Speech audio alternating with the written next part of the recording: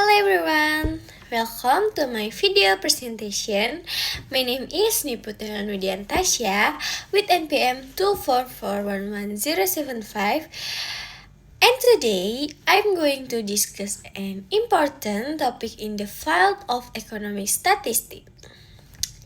In this video, we will explore what economic statistics are, why they matter, and how they help business development and society make better decisions. So, stay with me for the next 12 minutes as we dive into the world of data, numbers, and informed decision making. Let's get started.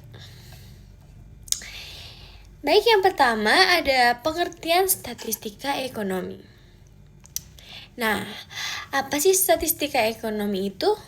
Statistika ekonomi adalah cabang ilmu statistik yang digunakan untuk menganalisis data ekonomi seperti pendapatan, konsumsi, inflasi, produksi, dan aktivitas pasar.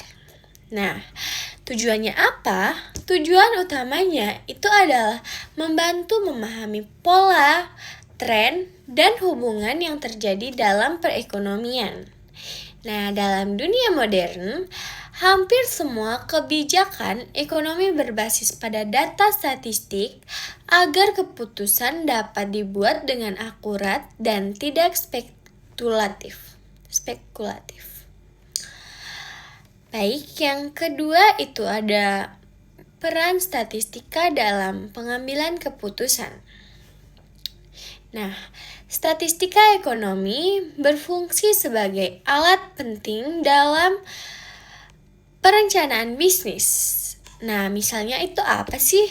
Misalnya, menentukan target penjualan, memprediksi permintaan, atau menghitung efisiensi produksi. Yang kedua, ada kebijakan pemerintah. Nah, seperti menetapkan suku bunga, menentukan subsidi, atau menghitung tingkat kemiskinan. Itu adalah termasuk dalam kebijakan pemerintah. Nah, yang ketiga itu ada penelitian akademik. Untuk menguji teori-teori ekonomi melalui data yang nyata. Nah, tanpa statistik ini, keputusan ekonomi hanya akan bersifat dugaan dan berpotensi merugikan banyak bagi pihak. Nah, selanjutnya kita lanjut ke jenis data dalam statistika ekonomi. Mungkin kalian nggak asing dengan jenis-jenis data dalam statistika ekonomi ya. Nah, dalam ekonomi ada dua jenis data, yaitu data kualitatif dan data kuantitatif. Kita bahas satu persatu. Dari data kualitatif. Data kualitatif itu seperti jenis pekerjaan atau preferensi konsumen. Dan yang kedua itu ada data kuantitatif. Data kuantitatif itu seperti pendapatan, pengeluaran, dan angka produksi. Nah, selain itu, data ekonomi juga dibedakan menjadi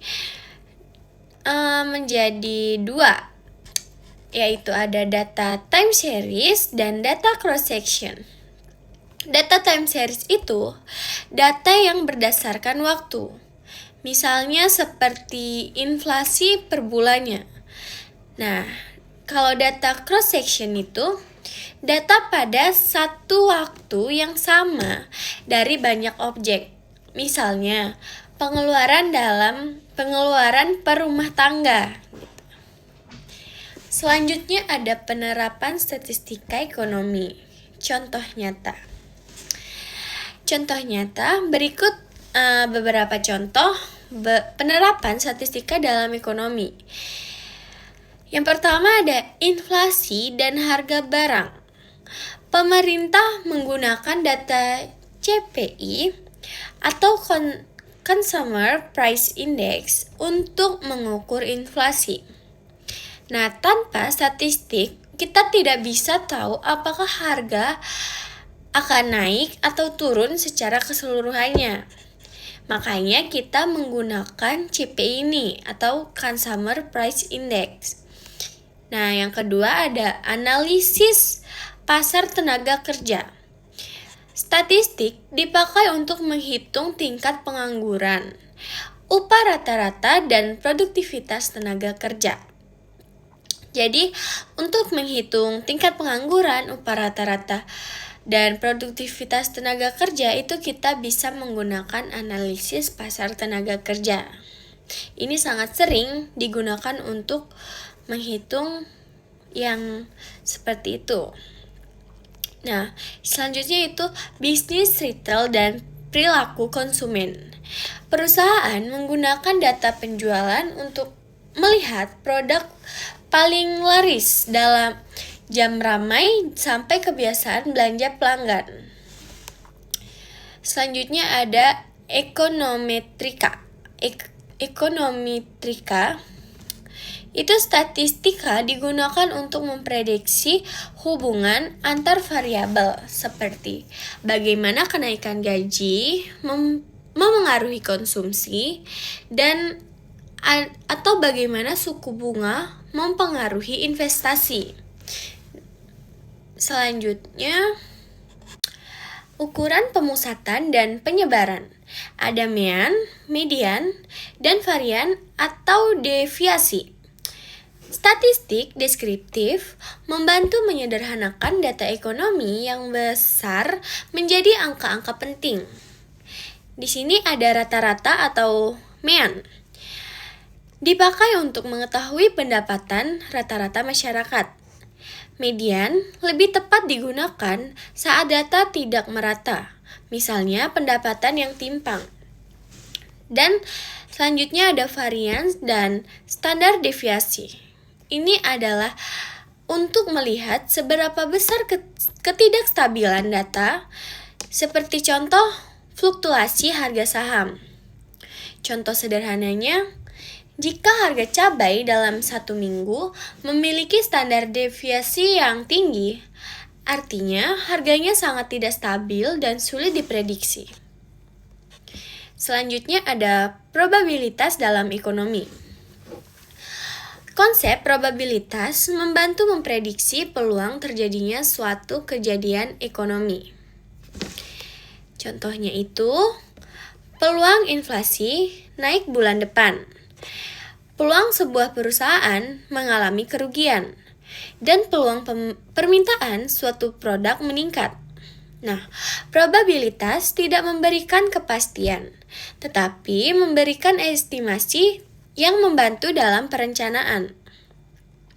Nah, pentingnya sampling. Selanjutnya kita membahas sampling dan sampel. Pentingnya sampling atau metode pengambilan sampel. Dalam ekonomi, kita hampir tidak mungkin mengumpulkan data dari seluruh populasi. Karena itu digunakan sampel. Sampel itu sebagian data yang mewakili populasi. Dua metode utama ada probability sampling. Probability sampling ini setiap objek punya peluang yang sama dan ada non-probability. Nah, ini sampling dipilih berdasarkan pertimbangan tertentu. Metode sampling yang baik menghasilkan data yang lebih akurat dan representatif. Dari kesimpulan isi materi kali ini, statistika ekonomi membantu kita memahami kondisi ekonomi, memprediksi masa depan, dan membuat keputusan yang lebih terukur. Baik pemerintah, pelaku bisnis, maupun peneliti sangat bergantung pada data statistik agar kebijakan dan strategi dapat lebih efektif dan tepat dengan sasaran. Dengan kata lain, tanpa statistika ekonomi, banyak keputusan besar dalam negeri maupun perusahaan akan berjalan tanpa arah yang jelas. Okay, thank you for watching this presentation. I hope this video helps you understand the importance of economic statistics and how it support better decision making in our daily lives, both in business and government. If you have any questions, feel free to discuss them in class or reach out to me. Once again, thank you for your attention and see you in the next session.